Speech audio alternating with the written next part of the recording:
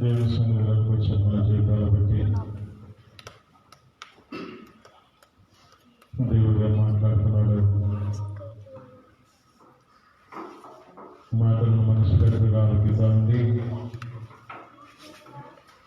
దేవుని యొక్క పరిశుద్ధ గ్రంథంలో నుంచి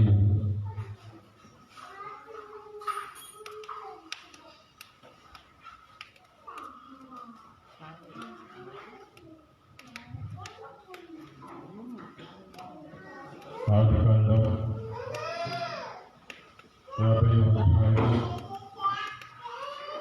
50 వచనం మనం చదువుకుందాం. ఆదికాండం 50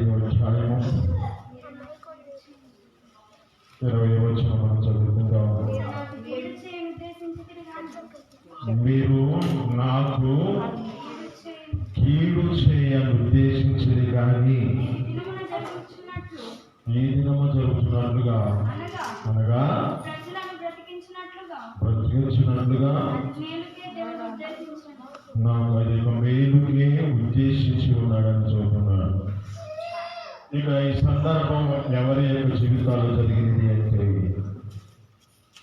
యేసేపు గారి యొక్క జీవితంలో ఈ సంఘటన ఆ యొక్క వ్యక్తి మాట్లాడుతూ ఉన్నాడు. ఎవరితో మాట్లాడుతున్నాడు? తన యొక్క సహోదరులతో మాట్లాడుతున్నాడు. అయితే ఇక్కడ జ్ఞాపకం చేసుకుంటే ఈ లేఖనాల్లో మనం జ్ఞాపకం చేసుకుంటే మనుషుల యొక్క జీవితాలు కీడు చేసే ఉద్దేశాలు ఏమంటారు, కానీ దేవుని యొక్క ఉద్దేశం ఏమిటంటే ఆశీర్వదించాలి, మేలు చేత తృప్తిపరచాలనే ఆలోచన చేత నడిపించబడుతున్నాము దేవుడు. ఆమేన్, హల్లెలూయా. మనం నమ్ముకొనదగిన దేవుడు మన జీవితాలలో ఏ విషయాలలో ఏ ప్రదేశంలో మనకి సహాయం చేయాలో అలాంటి స్థితిని బట్టి ప్రతి విషయాలలో సహాయం చేసే దేవుడు. ఆమేన్. తిరగాల పిల్లలు సైలెంట్ లో రావాలా?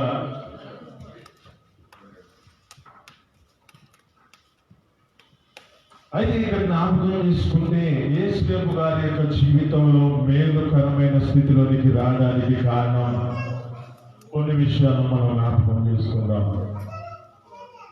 తెలిసిన మాటలే, కానీ సందర్భాన్ని బట్టి ఆ సందర్భం దానిలో ఉన్న భావాన్ని మనం అర్థం చేసుకుందాం. ఇతని యొక్క జీవితంలో జ్ఞాపకం చేసుకుంటే మొదటి యొక్క అనుభవం ఏమిటి అంటే దర్శనము కలిగిన వాడిగా మార్చబడిన వాడు. ఆమేన్, హల్లెలూయా. ఇతడు దర్శనము చేత నింపబడిన వాడిగా మార్చబడిన వాడు. అసలు ఈ యొక్క దర్శనము ఏమిటి?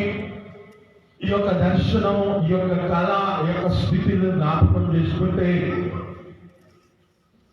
ముందు జరగబోయే సంగతులను గురించి,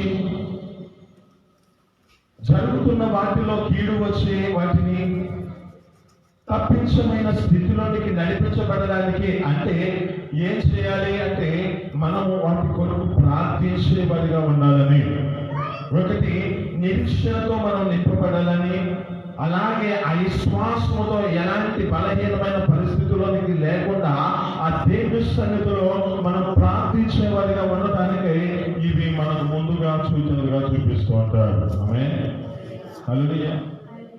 దర్శనాలలో మనం జ్ఞాపకం చేసుకుంటే ఈ యొక్క యేసేపు గారు యొక్క జీవితంలో ఎలాంటి స్థితిలో నడిపించబడిన వాడంటే మొదటి అనుభవం దేవుని యొక్క దర్శనాన్ని పొందుకున్న వ్యక్తి.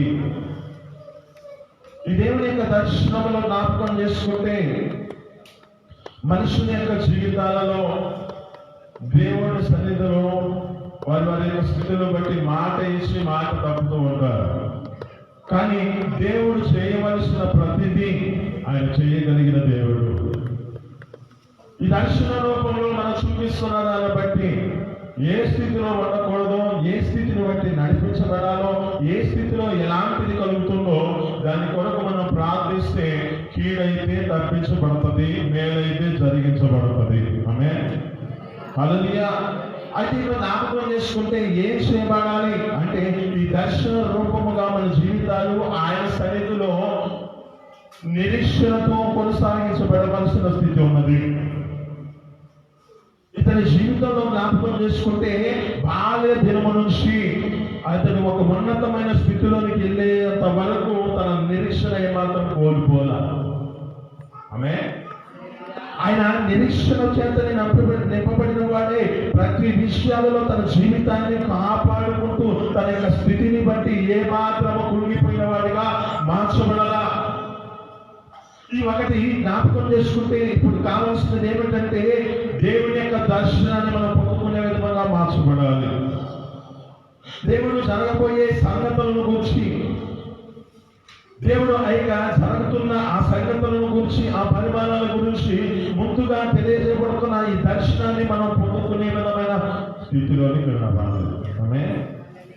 మొదటి కాలంలో అంటే పాస్టర్ పౌలు గారు ఉన్న దినాలలో మంచి దర్శనాల చేత నింపబడి వారి వారి జీవితాలలో చూపుతున్న దాన్ని బట్టి ఎంతో సంతోషంగా ఉండేది.